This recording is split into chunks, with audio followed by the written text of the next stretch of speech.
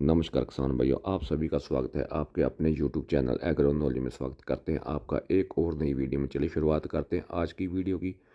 आज हम बात करेंगे धान की एक ऐसी वैरायटी की जिसने किसानों को पिछले साल माला माल कर दिया, जिसका औसत यील्ड 30 से लेकर 40 क्विंटल आया, और वो वैरायटी है PR 126।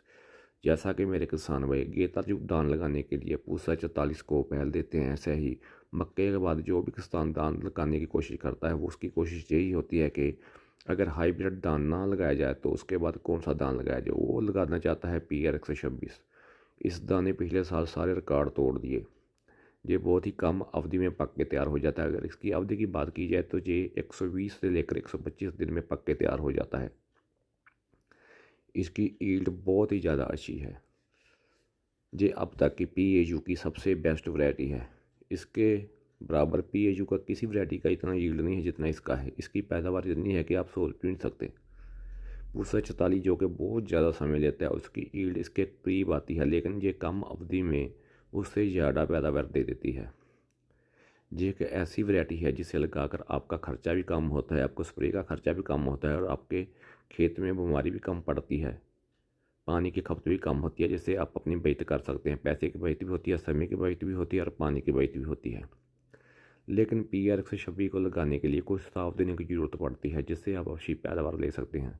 जैसे पहले साल ये बीज आया था, हमने भी एक गलती कर ली थी। हमने पहले साल अपने पूसे की नर्सरी के साथ इसकी बिजाई करती थी, लेकिन जब पूसा ख़त्म किया उसके तुरंत बाद ये दान लगा दिया, लेकिन वो दान कामयाब नहीं हुआ। उसकी एवरेज यील्ड हमारे पास 25 क्विंटल आई। उसकी वजह ये थी कि इसकी नर्सरी की आयु बहुत ज़्यादा हो गई थी, 44 दिन की नर्सरी हो गई थी। लेकिन आपको सबसे पहला काम जो ज़रूरी है वो है इसकी नर्सरी की उम्र 25 दिन से ज़्यादा नहीं होनी चाहिए, 20 से लेकर 25 दिन। अगर इस अवधि की नर्सरी आप अपने खेत में लगाएंगे तो आपको अच्छी यील्ड मिलेगी। दूसरी सबसे बड़ी बात जो कि PR 126 को चाहिए वो है इसका लगाने का समय।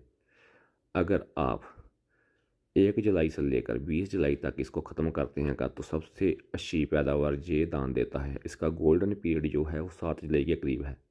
अगर आप 1 जुलाई से पहले लगाएंगे तो ये गर्मी में आ जाएगा, इसकी यील्ड बिल्कुल नहीं होगी। अगर आप ज़्यादा लेट लगाएंगे 20 जुलाई के बाद तो इसको एक रोग पड़ता है जिसको बोलते हैं हल्दी रोग, बहुत तेज़ी से फैलता है।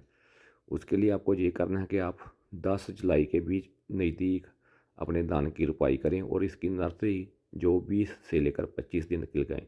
अगर आप 10 एकड़ लगा रहे हैं तो आपको कोशिश ये करना चाहिए कि आप 2 अवधियों में इसकी नर्सरी बीजें।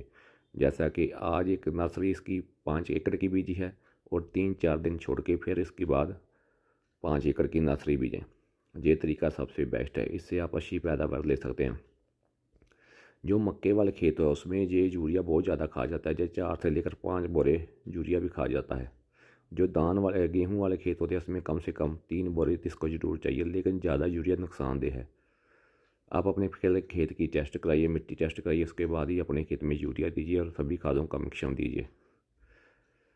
ये एक ऐसी वैरायटी है जो लगाने से आपको बाद में इसका जो फूसा होता है उसको भाई करने में भी आपको कोई प्रॉब्लम नहीं आएगी। ये बहुत छोटे कद की वैरायटी होती है, इसके दाने बहुत सुनहरी होते हैं और बिक्री में भी कोई प्रॉब्लम नहीं आती। ये PAU की अब तक की सबसे बेस्ट वैरायटी है, जिससे आप अपने पैदावार बढ़ा के अपनी आमदन बढ़ा सकते हैं। एक बात और, इसको लगाने के लिए आप किसको ज़्यादा बूटों की संख्या ज़्यादा चाहिए, इसके पौधों की संख्या जो होती है वो ज़्यादा चाहिए। अगर आप 44 लगा रहे हैं तो उसकी संख्या थोड़ी कम भी होगी तो चलती है, लेकिन इसकी संख्या थोड़ी ज़्यादा चाहिए। अगर इसकी संख्या पूरी होगी तो आपके एवरेज यील्ड बहुत अच्छी आएगी। उम्मीद करते हैं कि आपको ये जानकारी अच्छी लगी होगी। अगर अच्छी लगी है हमारे चैनल को सब्सक्राइब कीजिए, हमारी वीडियो को लाइक कीजिए, शेयर कीजिए, कमेंट कीजिए। वीडियो देखने के लिए आपका बहुत बहुत धन्यवाद। आप आगे एक और वीडियो लेकर आएंगे जिसमें हम आपको बताएंगे कि नर्सरी धान की कैसे तैयार की जाती है, कौन सी खाद डालना चाहिए, किस समय बीजनी चाहिए, कौन सी वैरायटी कब लगानी चाहिए। नमस्ते।